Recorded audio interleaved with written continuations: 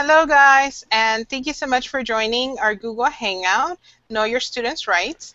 And we're a little bit late, but we were having some technical difficulties. It's been solved, so we're really happy, or kind of solved, but we're really happy that you were able to join us. Today with us, we have Georgia Foley, who is a member of the team. Say hello, Georgia. Hi, everybody. And we also have with us our guest speaker and dreamer extraordinaire, and her name is Laura. Say hello, Laura. Hi everyone, sorry you can't see me. Part of the So, technical difficulties. yes, we're still, and I think Google's still trying to figure itself out. This is kind of more on beta mode, but we wanted to go with you through some of the things that we thought are really important for every student, which is knowing your rights, right? And knowing also the history of where we come from and everything that people have done in the past, or all the laws and legislations that had happened in order for us to get to where we're at. So in order for us to do that, Laura's going to do that, and Laura's going to tell us a little bit more about herself before she starts. And we're going to show you a presentation so that you can follow us through it, okay? So give me 1 second while I put our presentation. And I'm gonna share my screen.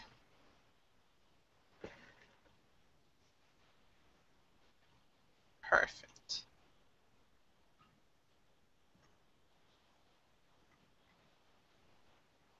Oh. And tell me if you guys could see the screen, Georgia and Yep. Laura. Yes. Yeah. Perfect. All right. This is where the skills that they teach you in school come in handy. PowerPoint 101, here we go. So Google Hangout, Scholar Series, Know Your Rights. So this is going to be the flow of our Hangout. We're going to do the introduction of the speaker, which we already did. And she's going to talk about the 5 key policies that deal with education and immigrant youth. After that, we're going to talk about states that have in-state tuition, and she has a really handy-dandy map that we're going to go through. And we're going to talk about why some of these states passed this, how they did it, and what's next. But also, we're going to pause there and ask some questions. So make sure you're sending in your questions. Georgia's going to read your questions, and Laura and myself are going to answer them. And then after that, we're going to show you some stories of dreamers who have been able to successfully finish school. So with that, I'm going to turn it over to Laura, and she is going to tell you a little bit about herself. Go ahead, Laura. Thank you, Gabby. Hi everybody. As Gabby mentioned, my name is Laura, but I'm also identify among many things as undocumented. And specifically when I was starting out school as undergrad and high school, I definitely used the term dreamer, and I still do. It just kind of depends on how in the context that I'm in. Um, I I currently live in Chicago because this is where I came to do my graduate degree, but I grew up in the state of Washington State from the age of 4 until about 22.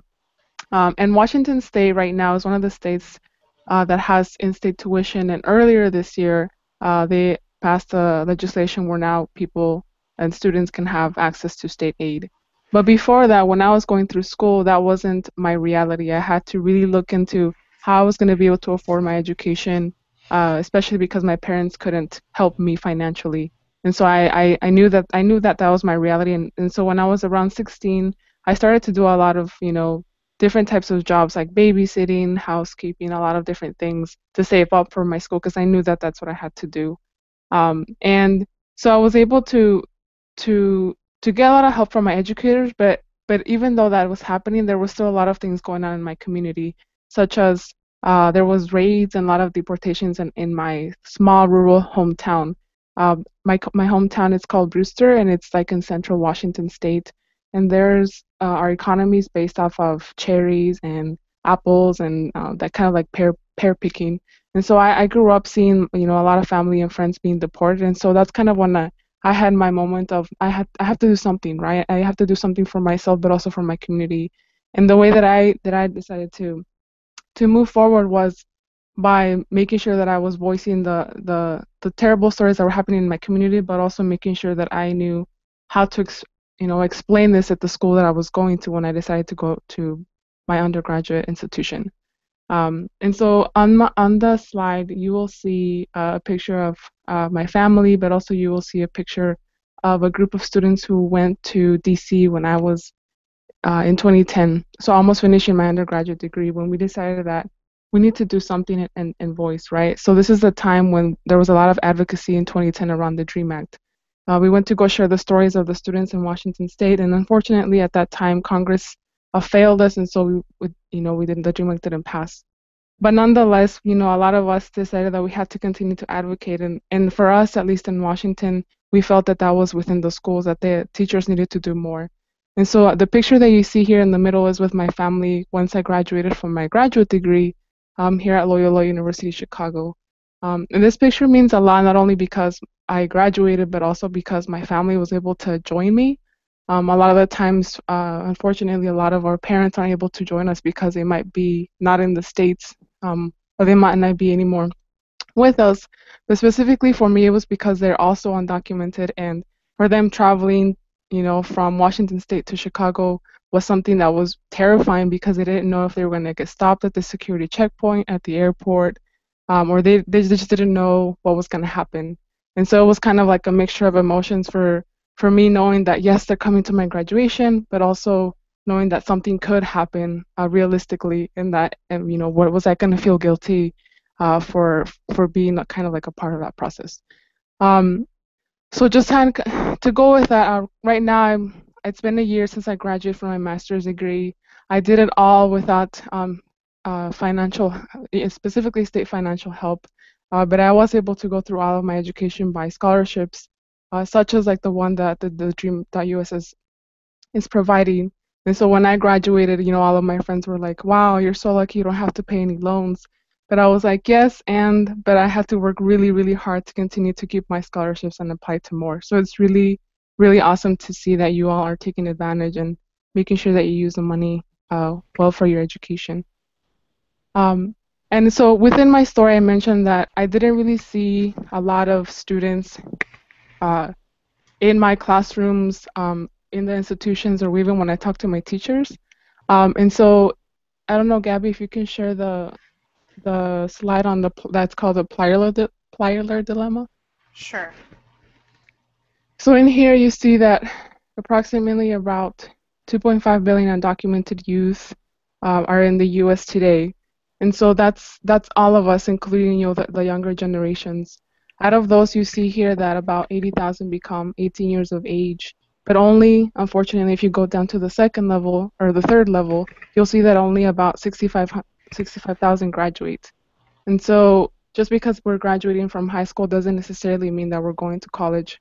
So then if you go to the fourth level of this graph, you see that only 5 to 10% actually go to college. So if you were to think back and take a step back about on these numbers, all of you all who are enrolled or are going to be going soon to school, you are part of this 5 to 10% who are enrolled in college.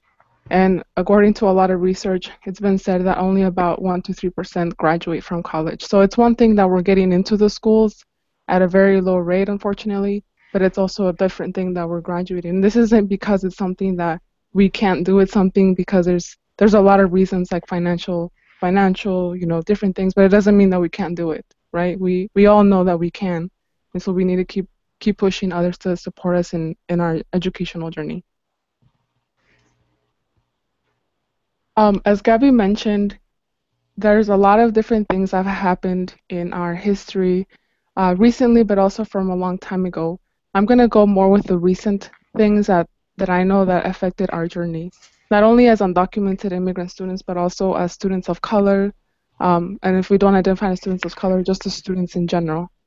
Um, if you see here on the slide, uh, it, this slide it's going to start off with 1954 within Brown v. Board of Education.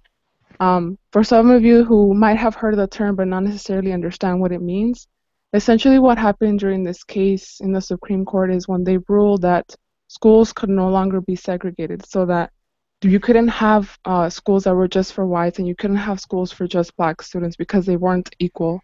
People were thinking beforehand that, yes, we can have these separate schools and they are equal. They have, equal access to education. But after a ruling, they found that no, it wasn't equal education.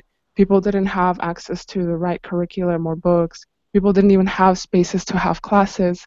And this is specifically for black children during this time. And so during the Brown v. Board of Education, they ruled that, in fact, schools that were separate were not equal.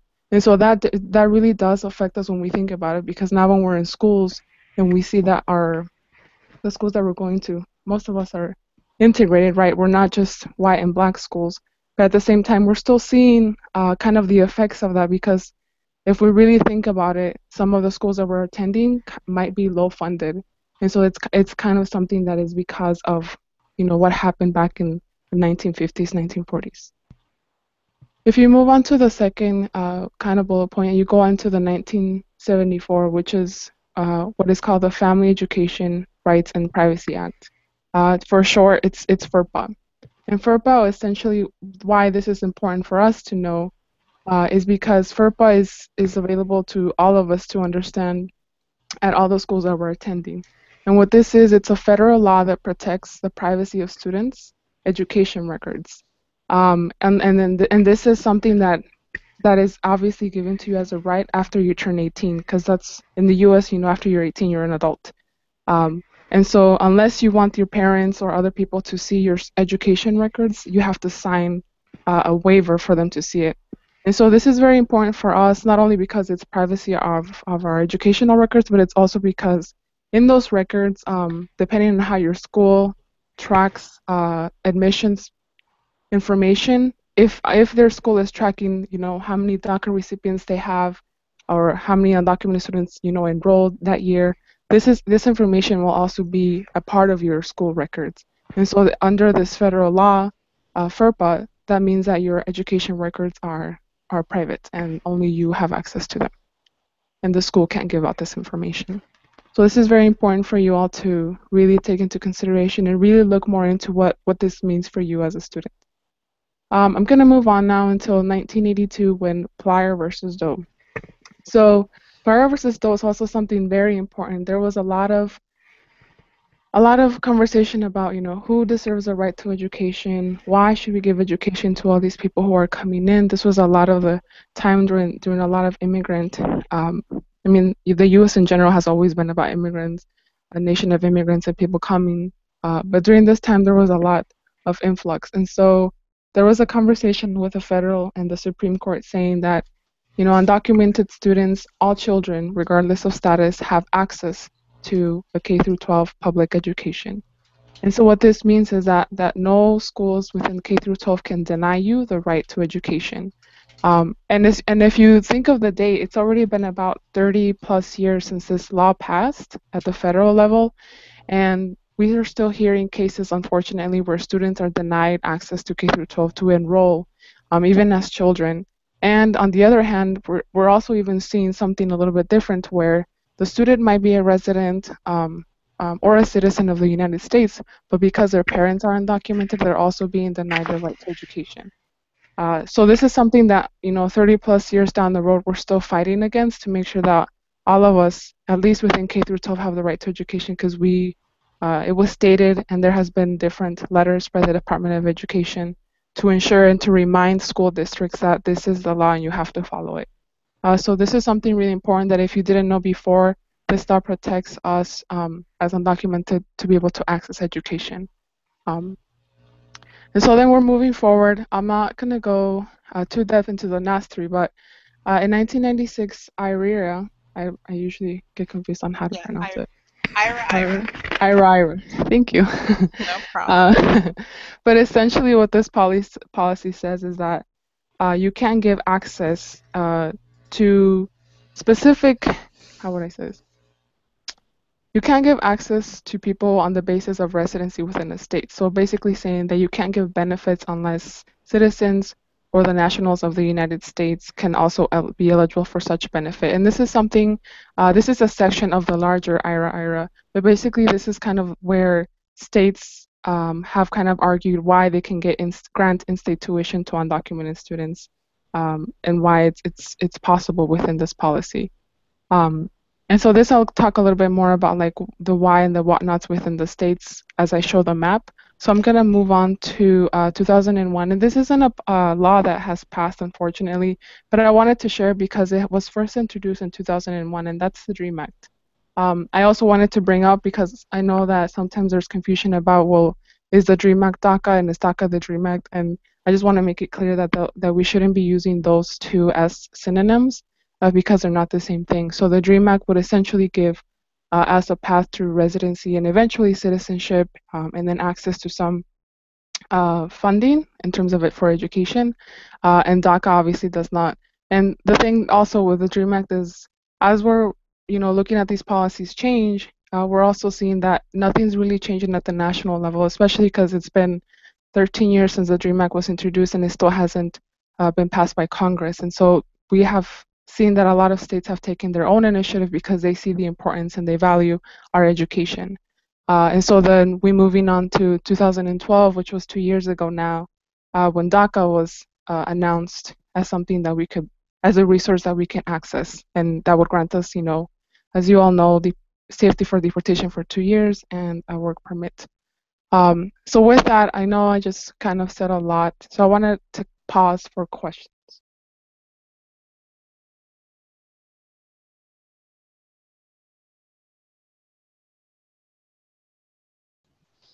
Hi Laura, so I'm actually reading through the comments and we don't have any questions so far. Okay, hmm sounds good. Thank you. So if the map that we see here on this next slide is kind of going back to understanding like where you are in context of access to in-state tuition or state aid.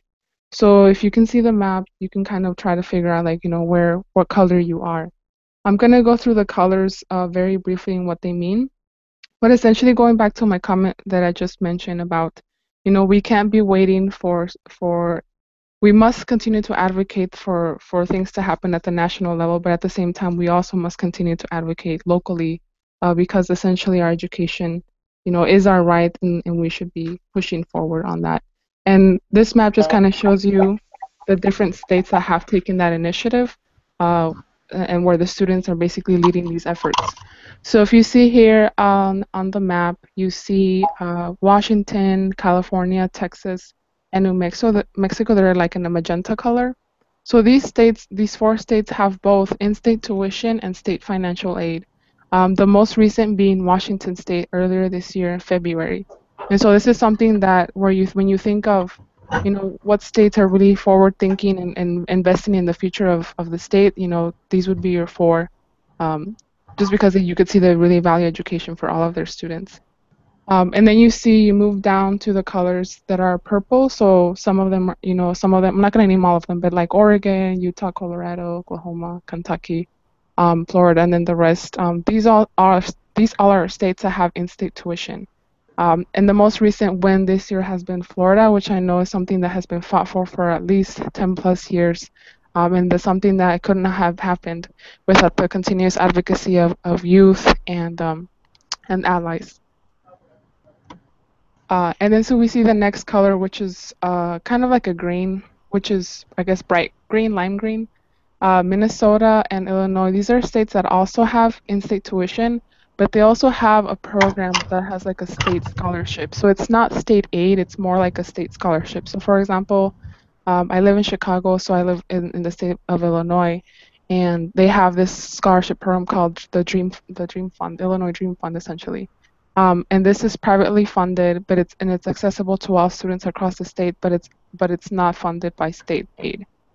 So this is why I wanted to make a differentiation between the states that are in magenta and the states that are in green.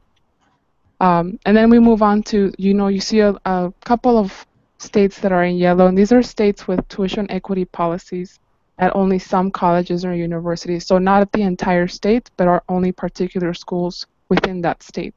I know that I don't have the notes page on this map, but essentially there's a map, a notes page that goes attached with this map that shows you which schools within that state have access.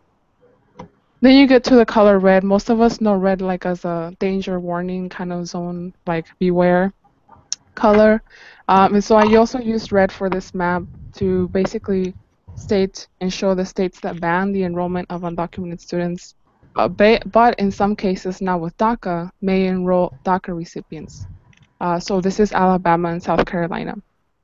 So as I'm going through the map, you're kind of thinking, how so different each state has in terms of policy and the access, and how it just kind of gets less access and less access. And then finally, I'm just going to showcase here Georgia and Montana, which is in orange. And these states are states where in some cases undocumented students are banned. So in Georgia specifically, undocumented students are banned from the top 5 public universities of the state of Georgia. But students have continued to be resilient, and there's actually this university that was created alongside students and professors that's called Freedom University, which is essentially a space where people come to learn for the sake of learning, and unfortunately don't get credentials for the classes that they're taking, and the staff and the professors don't get paid, but they're doing it because they want to learn. So this is something that's really cool that's going on in Georgia. And then you see the rest of the map is just kind of like the states that are left are in blue. And these are states that are currently engaging in some kind of campaign to pass institution or state aid, or in some cases we haven't really heard anything of any advocacy that's going on in those states. So I'm going to stop there and see if there's any other questions on the map. I know that was a lot of information. Thank you so much, Laura. And Georgia, just in case I see you were going to say something, you're on mute. So unmute yourself up there. There we go. Sorry. I forgot. Anyways, we have 2 questions regarding in-state tuition, and one of the questions is, does New Jersey have tuition or in-state tuition for DACA students? So currently New Jersey actually has in-state tuition for all undocumented students as long as you meet their requirements that were set when they passed the policy. So not just DACA recipients. Great. And also, Karen asks, can you explain how Florida has in-state tuition, and does that help us at Miami-Dade College? Yeah, I'm going to take that one, Laura. Do it. Go ahead. Yeah. So Florida does have a form of in-state tuition. It just recently passed this year. And there's 3 different eligibility criteria that you must meet. One of them is that you went to a Florida high school for at least 3 years, that you graduate from the Florida high school. And the third requirement is that you apply to go to one of these colleges within 24 months of the time that you graduated from high school. The problem with this legislation is that although it benefits all students, it doesn't say specifically that they have to have DACA. There are some states that their requirements are DACA. For instance, Virginia is one of those states. But the state of Florida, unfortunately, is not retroactive. So let's say if you graduated 10 years ago and you didn't apply for a school, then you're not able to apply for the in-state tuition. So Florida is the newest one, or one of the newest ones to pass in-state tuition, and a lot of information is still coming through.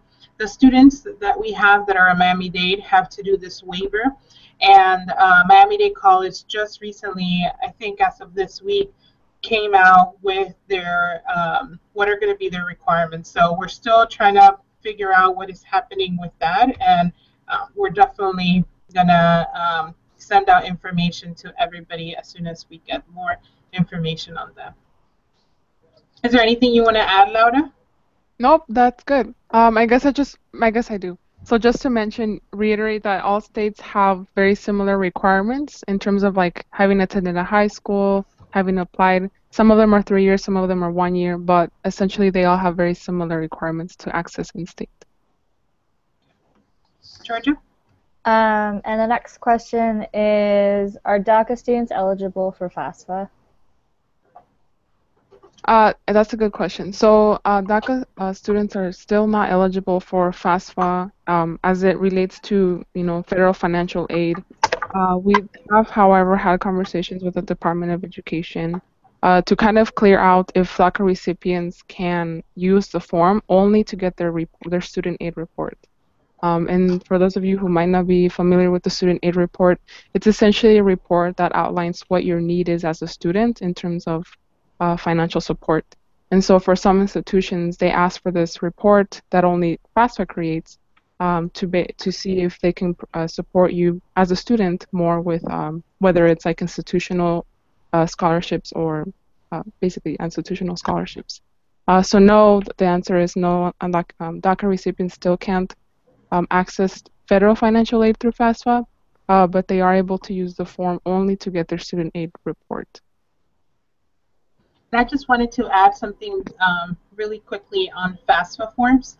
So some colleges and some states do require you to fill that out in order to see, as Laura was saying, if there are any institutional aids or state aid that you can apply for. And the reason why is because this FAFSA form, what it does is that it looks at your need. It sees how much money you and your family make, and then it makes a determination to see for the federal government if you would be eligible for financial aid. But because streamers and people who don't have documents, there's a law that prevents us from receiving this financial aid. This formula, this calculation that FAFSA does is helpful to the states to figure out state aid, which in many colleges and universities we can receive, but also institutional aids. So that's why some people say to fill it out because it's going to give some guidance, especially if you believe that you're a student that is under-resourced and potentially can get other scholarships. But the thing about FAFSA that all of you should know is that you should never, ever, ever put that you're a citizen. And if you were to put that you're a citizen, that's actually a federal crime. And so you have to be careful with that because that could come and hunt you later on. There is now, if you go to the student aid site for the government, there is a PowerPoint kind of presentation that teaches you and tells you what you have to do. And you do have to self-identify as you have DACA to make sure that nothing gets put in there incorrectly. Yeah. And then just one thing that I would like to add is that in the states that I mentioned earlier that do have access to state aid, they have like their own version of the FAFSA. So for example, Texas has what they call TASFA, and Washington has what they call WASFA. And so essentially it's they made their own version of the FAFSA form to be able to identify, you know, how much they're able to get within the state. Right. So we are continuing to take questions from you guys, and make sure that you send them in. Georgia's going to be reading them. Georgia, do you have another question? One lady, Myra, says, I don't get what you mean about in-state tuition for DACA students. So do you want to take that, Laura, or you want me to? No, I can take it. So in-state tuition for DACA students, right? Mm-hmm. Okay. Yeah. So for example, I'm going to give you the example of Arizona. So in Arizona, as a state, you know, it does not have, as a state law or policy, it does not grant DACA recipients or undocumented students in-state tuition. But within specific institutions in Arizona, like Pima Community College, they actually were able to advocate so that their schools as an institution gave in-state tuition to DACA recipients, so students who have DACA. And so this is an example of how crazy and tricky even just state policies or schools within the state are, but there is opportunities for students. I don't know I hope that clarified. Georgia? Yeah, sorry, they are coming in faster than I can read them.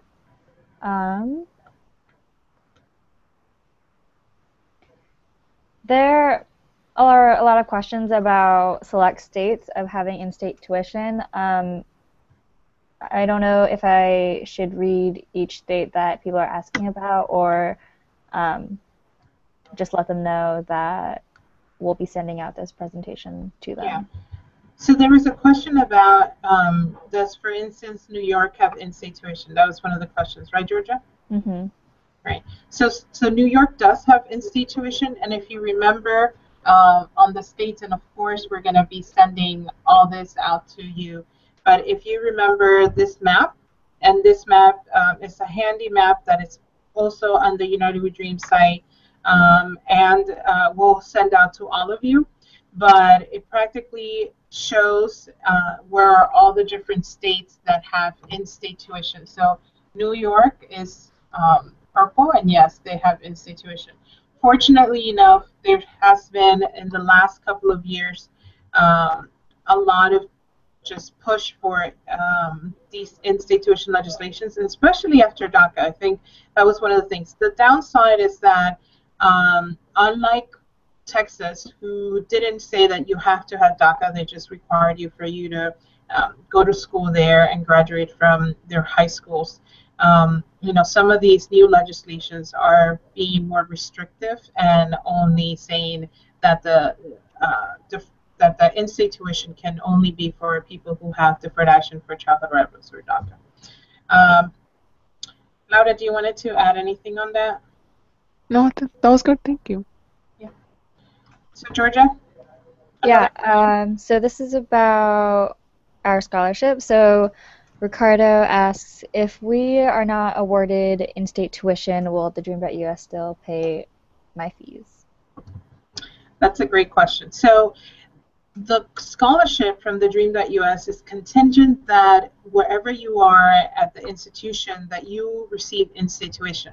Now, why is that? Well, it's simple, because you only have $25,000. So at a place like, for instance, I'm just going to go with the institution that I graduated from, which is a little bit easier for me to know the numbers. But at Miami-Dade College, you can do practically one semester for about $1,000 to $2,000. This is just paying in-state tuition.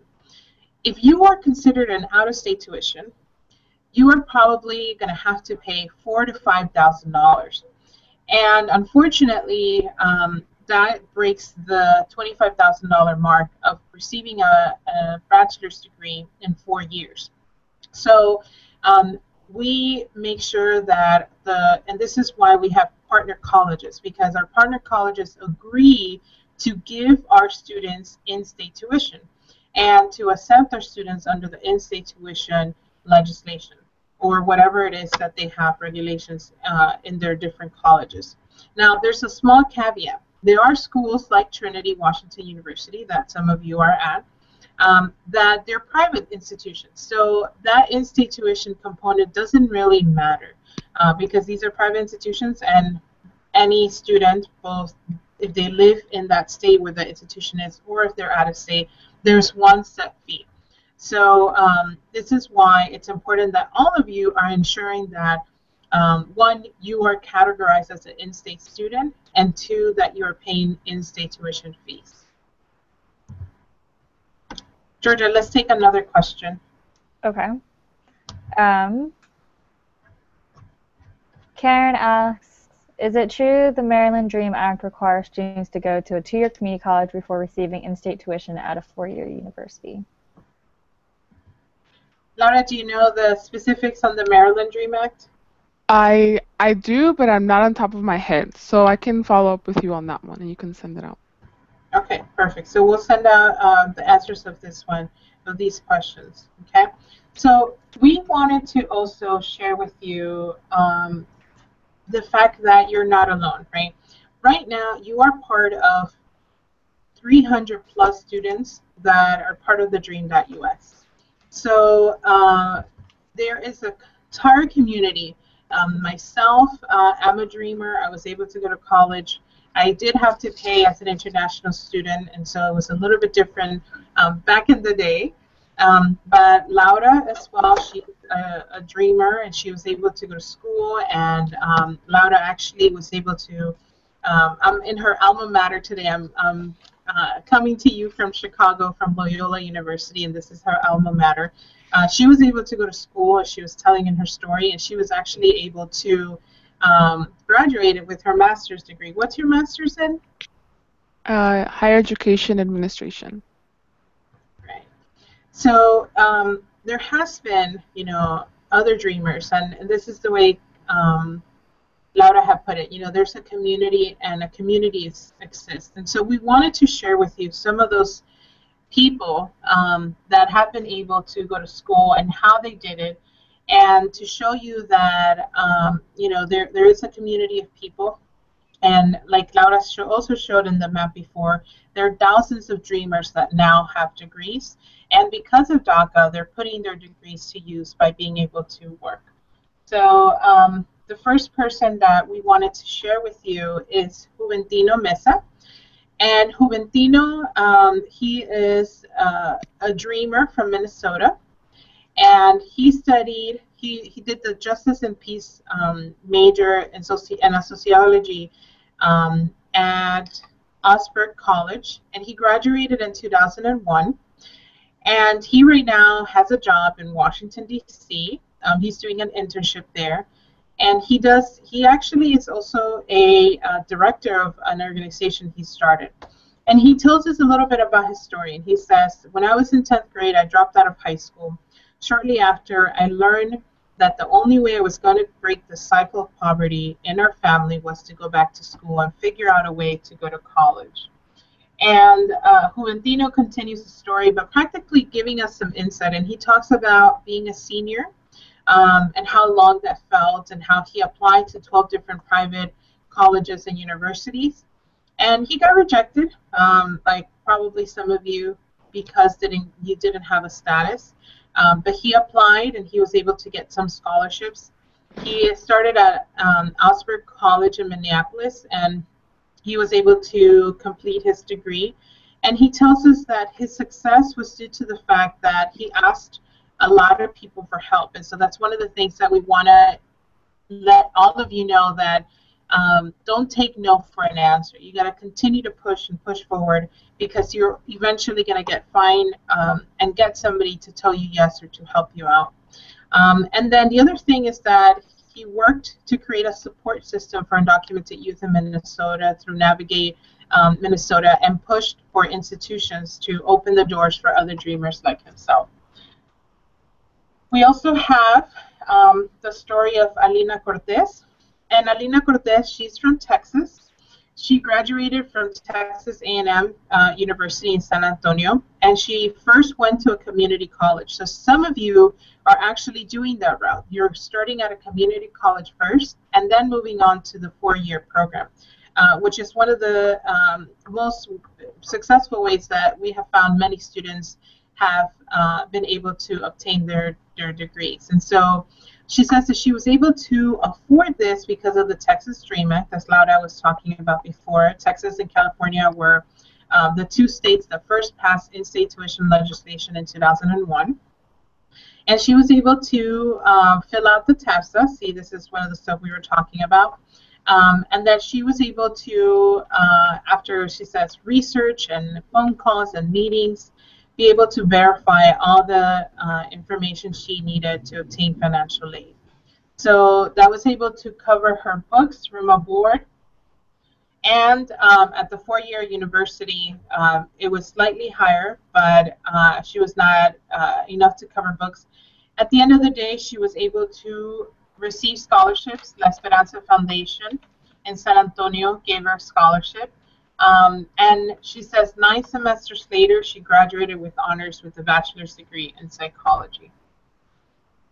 The last story we have is of Kersna Avila. And Kersna is in California, and he was an AB 540 student. He paid the in-state tuition law that allowed him to pay in-state tuition. He had to find a way to pay for his expenses. He found a scholarship, the East Bay College Fund, that gave him a $16,000 scholarship, and he was able to graduate.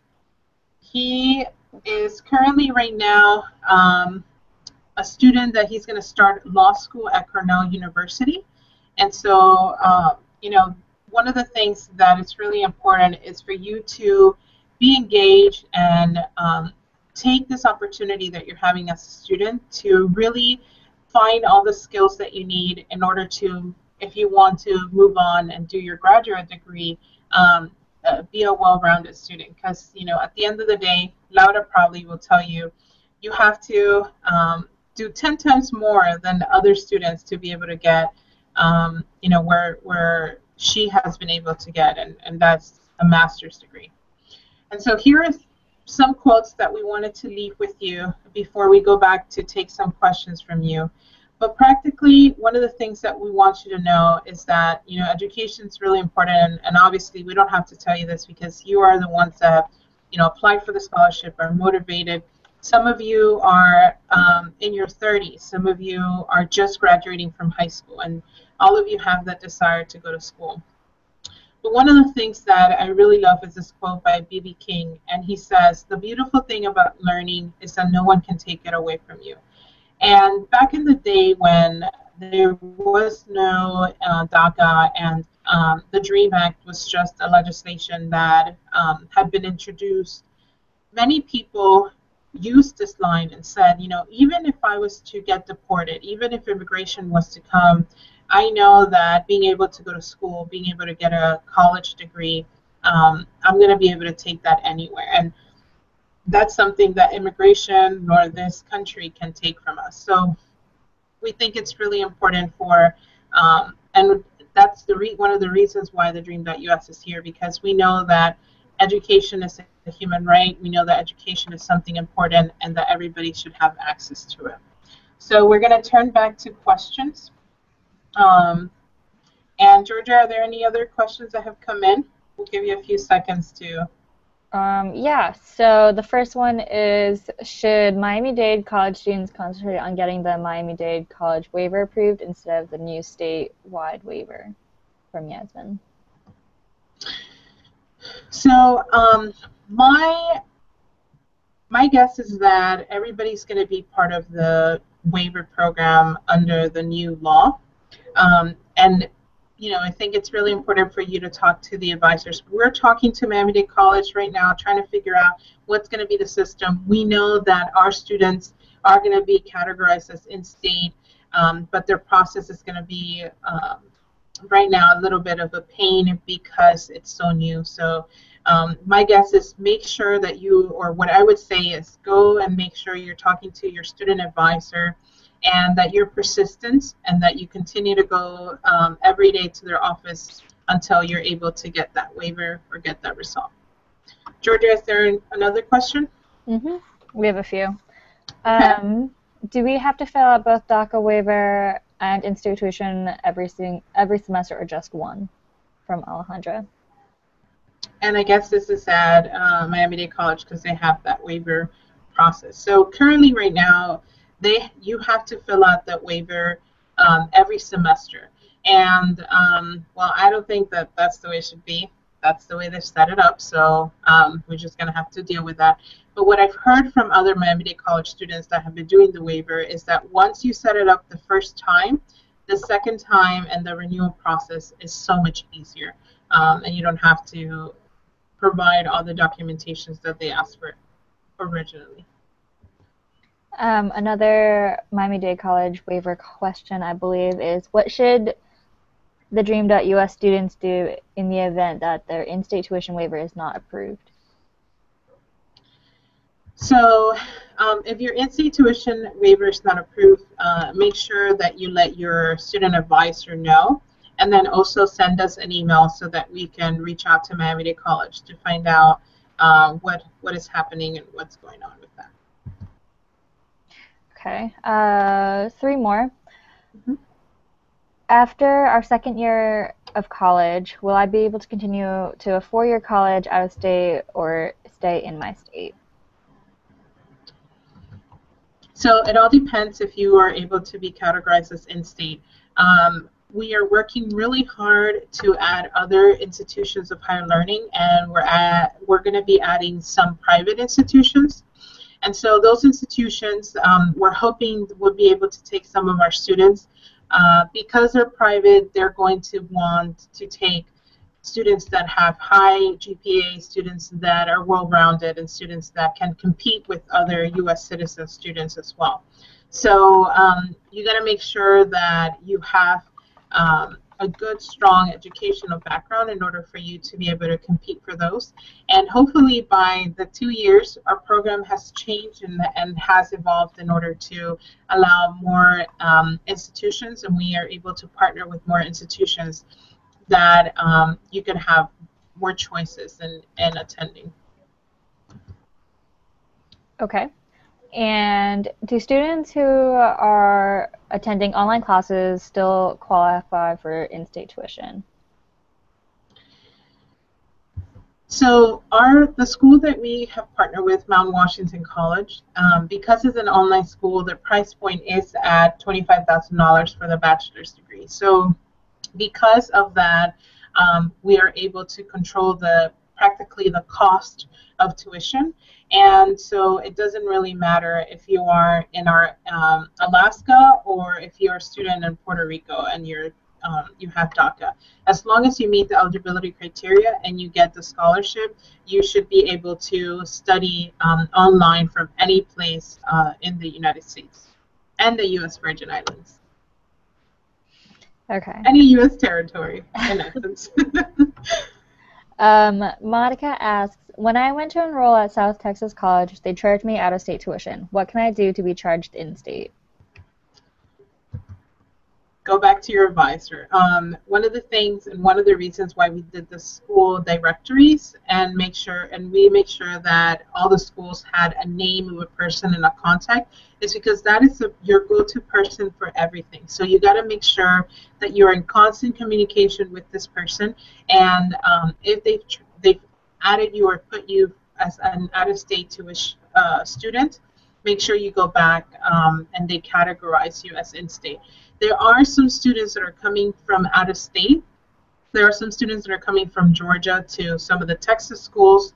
And if you are one of those students, I'm not sure how they're categorizing you. They might put you as out of state, but they might give you the in-state rate to pay for tuition. So make sure you are talking to your advisor because you shouldn't be categorized as out of state for purposes of tuition. All right. I guess I'll just combine these two questions, but one girl asked, will we ever consider partnering with FIU? And if we do partner with other colleges, will they be able to transfer to those institutions? So I'm smiling, and I'm smiling really big because something is going to be announced pretty soon. By September 1, we are going to have about 12 other colleges in our system, and probably a lot more. So right now, Candy Marshall, who is our president of the Dream.us, is flying and going all across the country, meeting with different presidents to start talking to them. We did have a very good call with FIU a couple of weeks ago, and we are in negotiations and talking to them about how they can be part of our partner school. So hopefully by September 1, we're going to let you know. And the other thing about that is exciting is that you can transfer from our partner schools. So if you are a student, let's say at Miami-Dade, and let's say FIU is one of our partners, and you finish your 2 years at Miami-Dade, you can transfer and continue your education at FIU because we will have those articulation agreements between our different colleges. All right, and the last question is for Laura.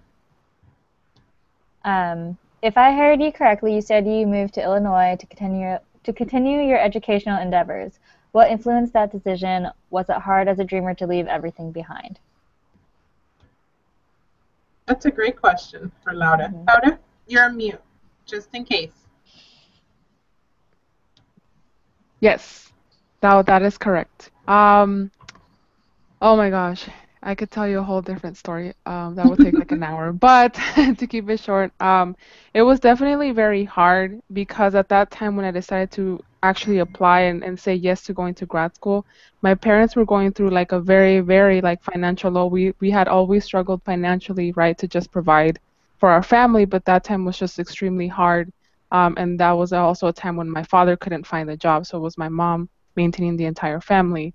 And so my decision for me at that point was like, I felt like in a way I was being very selfish and leaving my family in a state, knowing that they were, struggling financially, and then moving like half, across the country to do something. It just felt very selfish.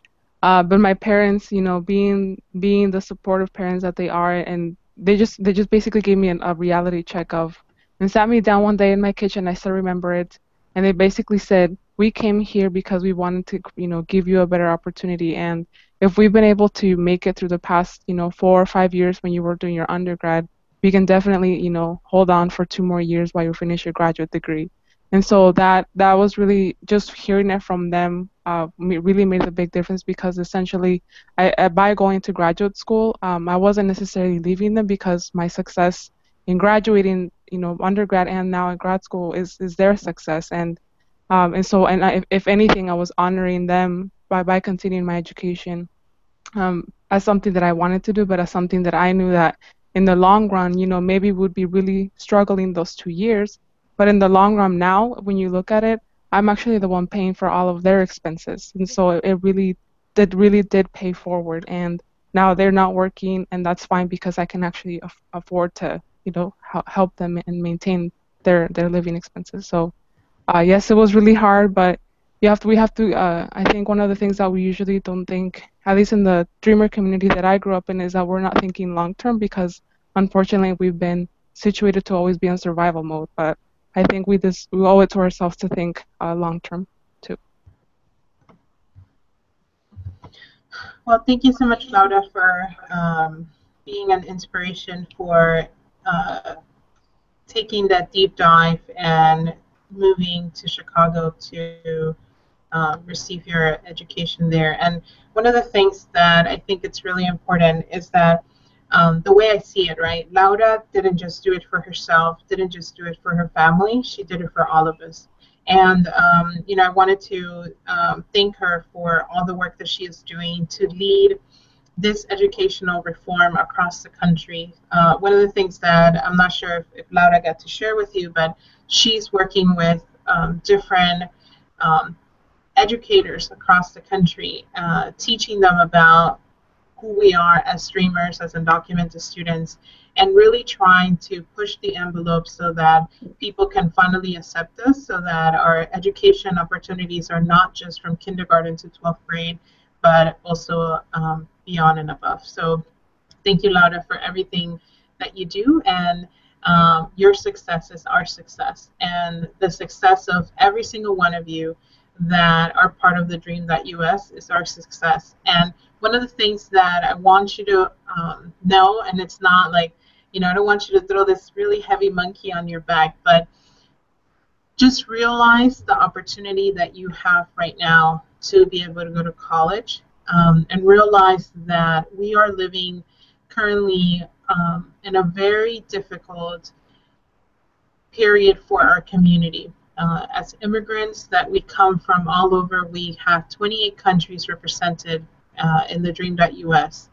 And so we have dreamers from Kuwait, from Jamaica, from Grenada, Philippines, Taiwan, Mexico, students from Ecuador, from Colombia, from Central America, El Salvador. And all of you are a representation of our parents. All of you are a representation of this nation. And what could happen if we are given an opportunity to live our dreams, right? And so that's why our little tag is building the American dream, one student at a time, right? And it's building upon that dream, the dream of whatever it is that your families had for you, and that dream that you have for yourself. So with that said, we want to end this session. We are going to continue to have these sessions for all of you. We ask you to be involved. We ask you to ask questions, to work together with other dreamers in your school. There's a reason why there's a pocket of you in all these different universities, because we want to make sure that you feel that you have the support, that you have family there that could feel and understand what you're going through. But the other thing too is that we ask you to make sure that you're involved in our Facebook, our private Facebook. We know that not all of you are on it just yet, and that some of you had trouble joining the group, but more than half of you are on it, so that's good, and we're going to continue to work. Georgia, we'll be sending you all those emails and helping you get on our Facebook. And then also, we are going to have pretty soon a call with different people who have shared interests in being part of a smaller committee of dreamers who are going to help us continue to grow our scholar community and the services that the Dream.us can provide to give support to all of you. So if you have any ideas of things that we can be doing better, please contact us. And if you have any issues with payments or your scholarship, or you need to find out, some of you have asked about your stipend, etc., make sure you reach out to Erin.